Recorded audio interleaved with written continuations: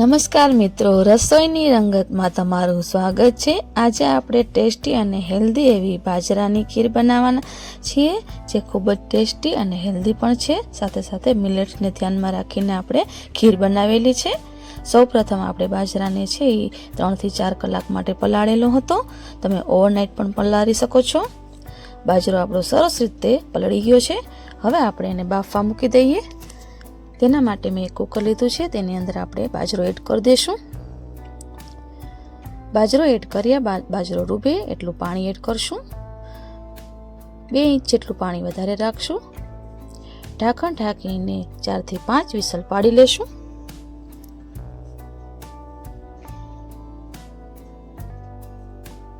ચાર થી 5 વિસલ થઈ ગઈ છે। આપણે જોઈ લઈએ આપણો બાજરો એકદમ સરસ રીતે બફાઈ ગયો છે કે નહીં। બાજરો સરસ રીતે બફાઈ ગયો છે। તમે ચોખાની અને પૌવાની ખીર તો ખાધી જ હશે। એકવાર આ ખીર બનાવજો, એકદમ હેલ્ધી અને ટેસ્ટી બને છે। આપણો બાજરો છે સરસ રીતે બફાઈ ગયો છે। હવે આપણે એની ખીર બનાવી લઈએ। જેના માટે મેં એક તપેલીમાં 2 ગ્લાસ જેટલું દૂધ એડ કરીશ। દૂધ ઉકળી જાય ત્યારબાદ આપણે તેની અંદર ખાંડ એડ કરવાની છે। ખાંડ આપણે તમારે ટેસ્ટ મુજબ એડ કરવાની છે। જે પ્રમાણે તમે ગળ્યું ખાતા હો એ પ્રમાણે તમે ખાંડ એડ કરજો।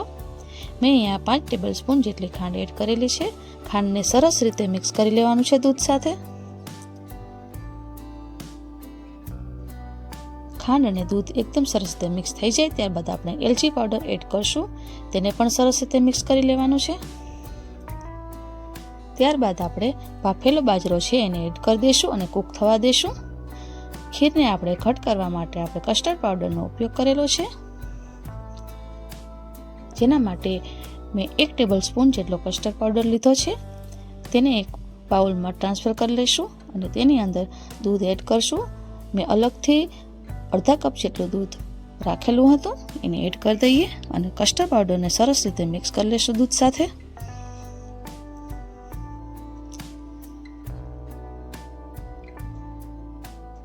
કસ્ટર્ડ પાવડર છે સરસ રીતે મિક્સ થઈ ગયું છે। હવે આપણે એને ખીરની અંદર એડ કરવાનું છે,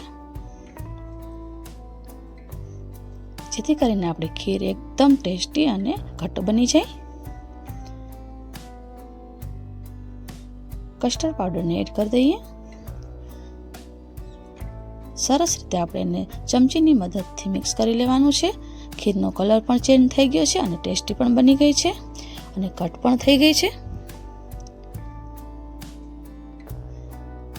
2 થી 3 મિનિટ માટે ઉકળવા દેશું, ત્યારબાદ આપણે એને સર્વ કરી લેશું। 2 થી 3 મિનિટ થઈ ગઈ છે। આપણી ખીર છે એ સરસ રીતે ઉકળી ગઈ છે।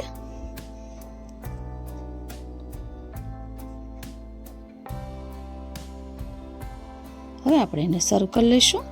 જેના માટે મેં એક વાસણ લીધું છે, તેની અંદર આપણે ખીર એડ કરી દઈશું। ગાર્નિશિંગ માટે અહીંયા મેં ડ્રાયફ્રૂટનો ઉપયોગ કરેલો છે।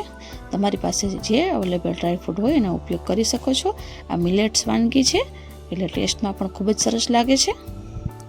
હેલ્ધી અને ટેસ્ટી એવી બાજરાની ખીર બનીને રેડી થઈ ગઈ છે। એકવાર જરૂરથી ટ્રાય કરજો। મારી ચેનલને લાઇક, શેર અને સબસ્ક્રાઈબ કરવાનું ભૂલતા નહીં।